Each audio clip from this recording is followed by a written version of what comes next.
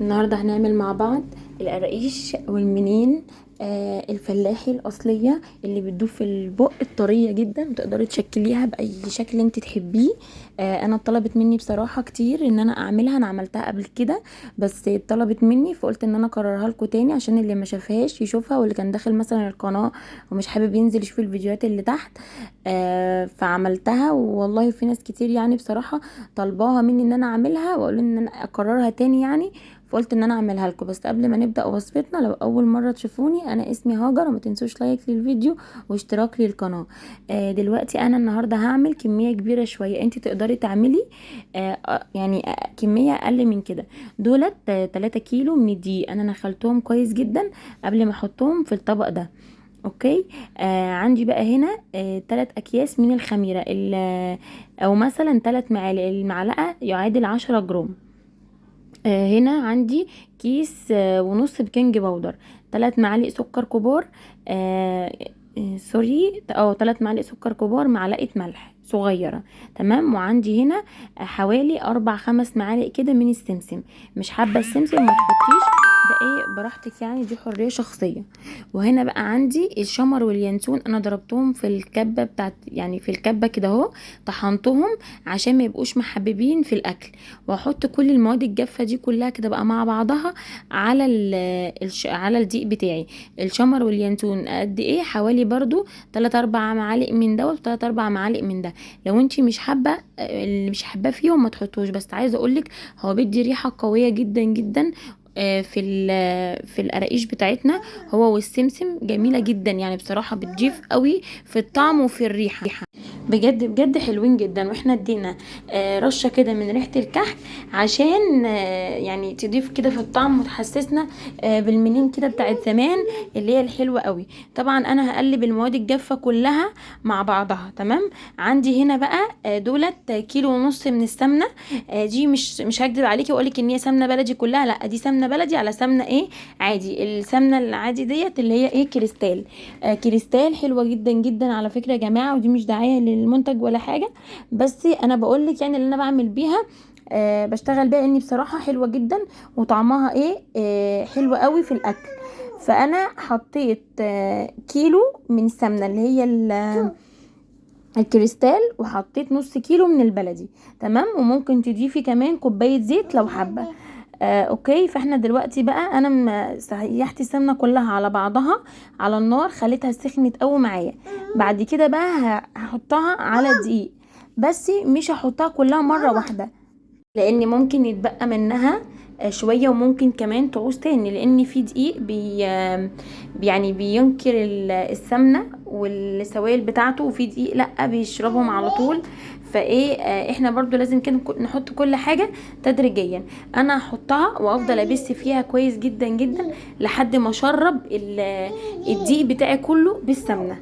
زي ما انت شايفه كده. بصي انا بعمل ايه وتعملي ايه معايا بايدك كده، يعني بكف ايدك كده اهو، وتفضلي تفركي كده اهوت في قلب الدقيق بالسمنه لحد ما تلاقي الدقيق بتاعك كله اتشرب كله في قلب السمنه، وما بقاش فيه ولا واحده ايه باينه فيه. انا كده فضيت بقيه الكميه اللي كانت في العلبه على فكره كلها، وايه وفضلت بقى افرك فيها لحد ما شربتها كلها، وبستها بسه كويسه جدا.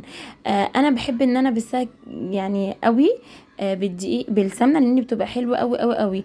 ما بحبش اعملها بصراحه اللي هي ايه كله عن ني، السمنه بارده والدقيق والكلام ده، مش بحب الخطوه ديت، مش بتديني الطعم اللي انا بلاقيه في المنين الحلو كده اللي احنا ايه كنا بناكله زمان دوت، وبنحب الاعياد اصلا تيجي عشان نعمله.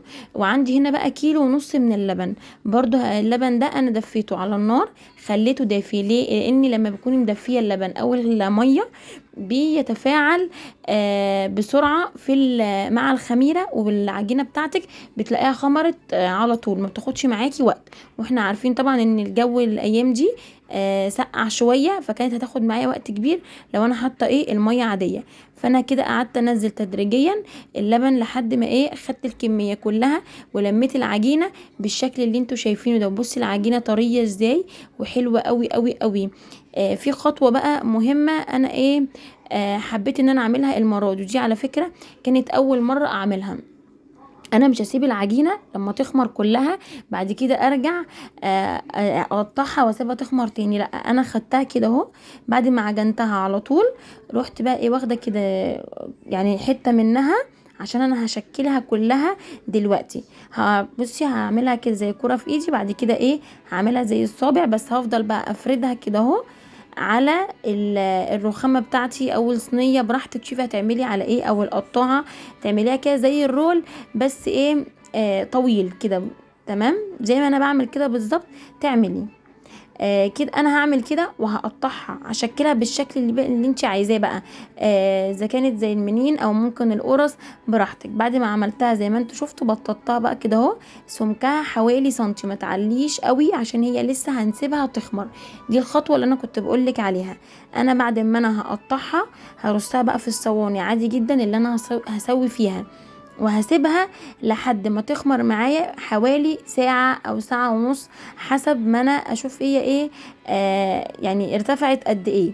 بصي هنقطع بقى بالشكل اللي انت شايفينه ده، انا مش حباها ان هي تبقى كبيرة، حابة ان هي تبقى صغنونة كده اهو بالشكل الحلو ده.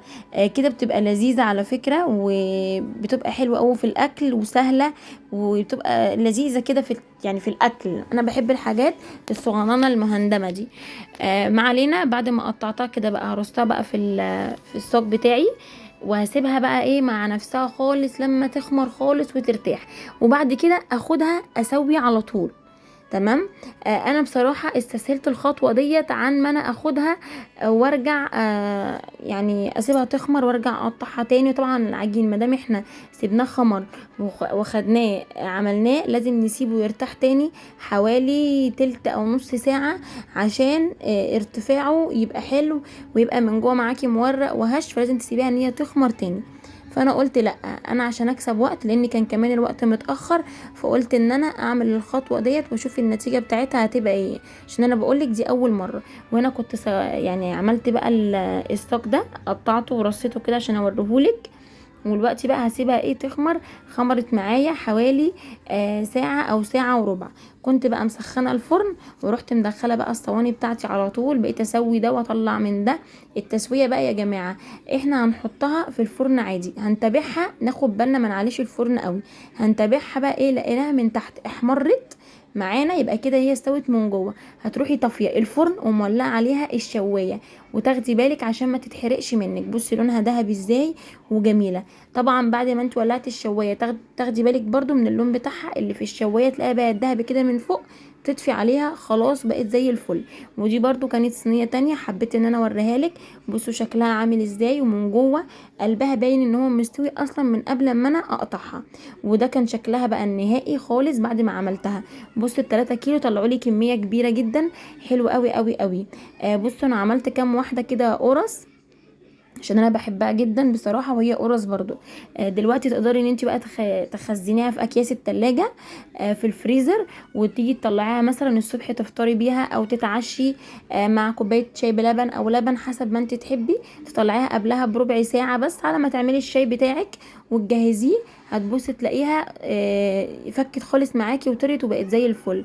وبصي انا قطعتها قدامك بجد جميله جدا جدا، وريحتها كانت خطيره وكانت قلبه المكان، وفكرتنا كده بزمان وايام زمان، ودفت لنا البيت. طبعا العجين بيدفي البيت يا جماعه وبيدينا ريحه حلوه قوي. بصي لما قسمت القرصه الصغنونه ديت مستويه سوا كامل من جوه ومفرغه وحلوه قوي. ان شاء الله تكوني استفدتي من الوصفه دي وتكون عجبتك وتكون سهله وسريعه بالنسبه لك، واشوفك في فيديو جديد بوصفه جديده. باي باي.